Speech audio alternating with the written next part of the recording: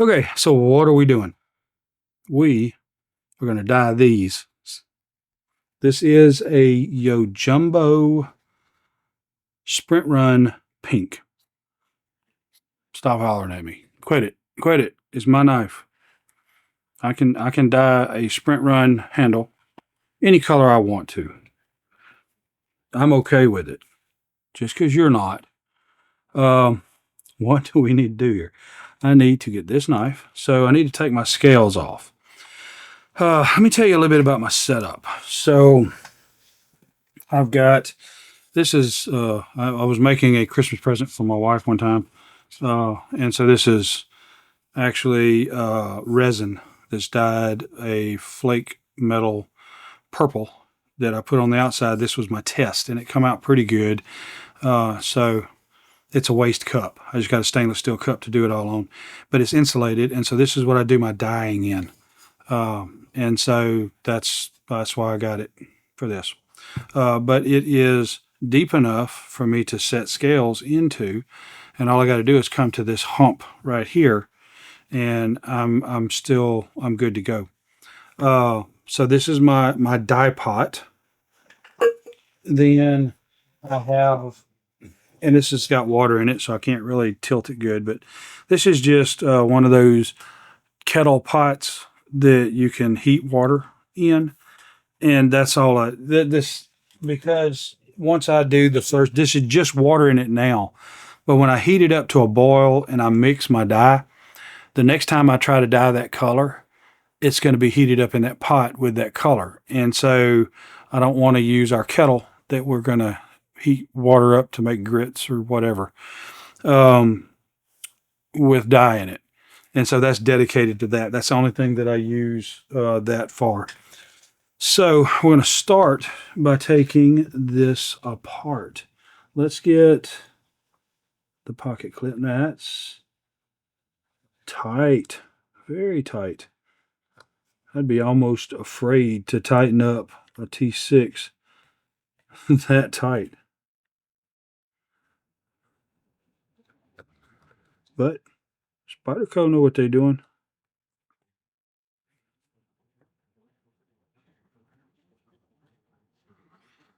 So we'll get the pocket clip out of the way. Just going to set it right there. And then these look like they're going to all be T8s. What do I got? What is that? Oh, that's like a T10. That's a T6.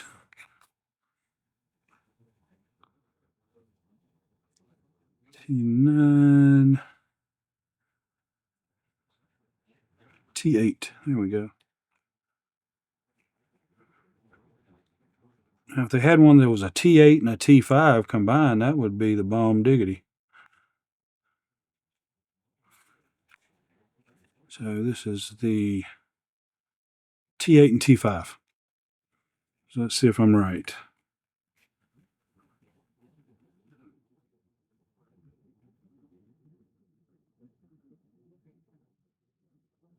Feels like a good bit of slack. What do we have in sizes?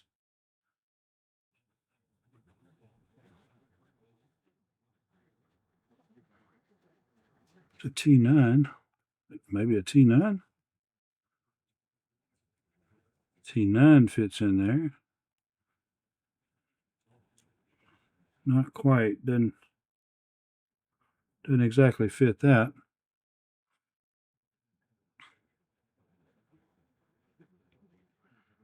I don't know. Maybe it's a T10. It is a T10. Okay, so that explains that. So we got a T10.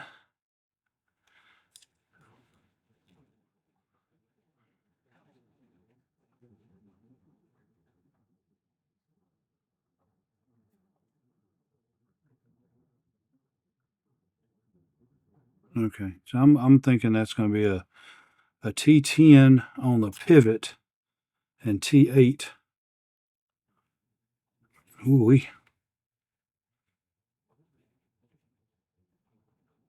there we go. That's almost scary. That is pretty tight. So I'm gonna have to play some games getting the other side of loose, I believe. That one ain't bad. Didn't look like there was any Loctite on there, so I don't think it was a Loctite thing.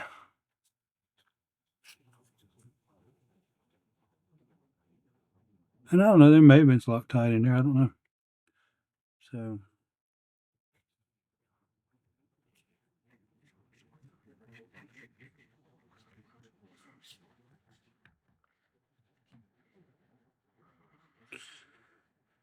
and I think let me see if maybe,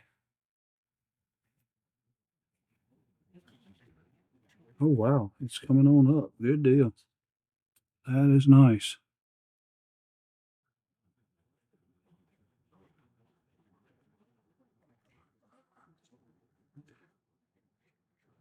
I really expected these to just spin because of that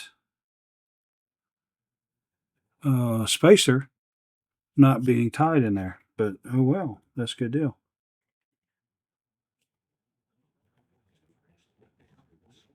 And sometimes I open my mouth and it causes all sorts of problems for me because, like I said, I opened my mouth. And I'm going to see if maybe I can hold it.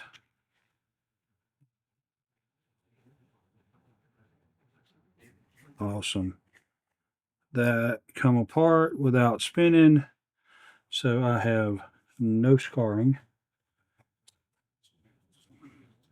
If I really had concerns that I thought it would spin, probably would have used flat jaws or something of that nature. This wants to pop up to a certain extent. I don't know if it would be something that I would want to watch out for.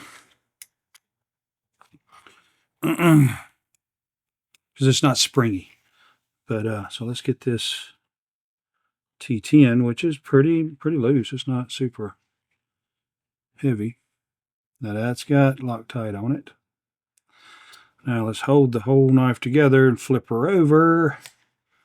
See about getting this side loose. And it just comes right loose. This is amazing. I expected all this stuff to go slipperoonian all over the place. That had some Loctite on it. I don't know if I really need to put Loctite on the body screws or the scale sides, but I may put some on there just because. So here we got this off. The scale looks nice. So let's hold this. So I think what I'm going to do, because I'm not ready to take this stuff apart. All I want to do is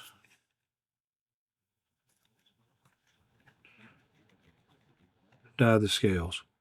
So this is a little bit more probably than I really should need to, but I'm going to go ahead and put these screws just to hold the knife together.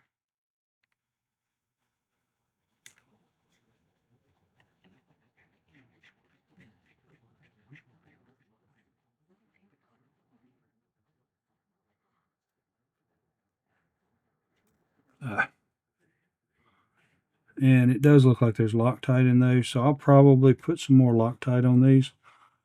Usually the way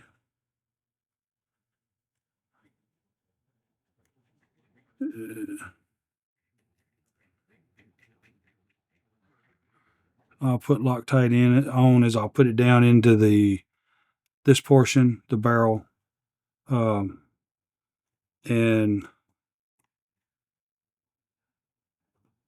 okay, so just a point of information, if you start to put a screw in and you get any binding, be careful because you could cross thread.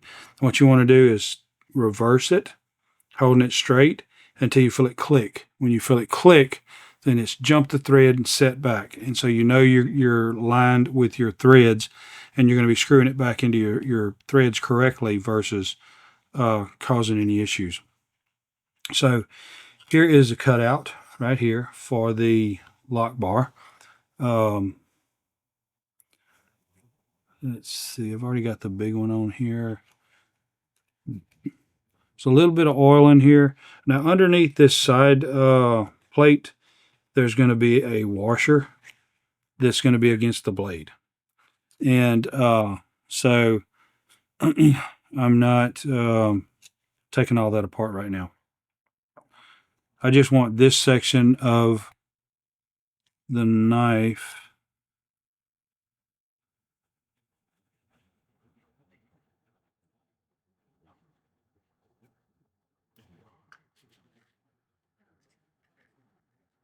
to stay put for right now. I'm trying to go as fast as I can, so I'm trying to keep the videos as quickly as possible because nobody wants to watch long form content, but I want it to be as original. So what you see me doing is what it took. I mean, you don't see a doubt. Let's put it this way. You might from time to time see a transition, but normally you're not going to see a transition because you're seeing it all real time. And so what you're looking at is what it takes. Your time is very important to me, and I thank you for spending it here with me. Thanks, and God bless.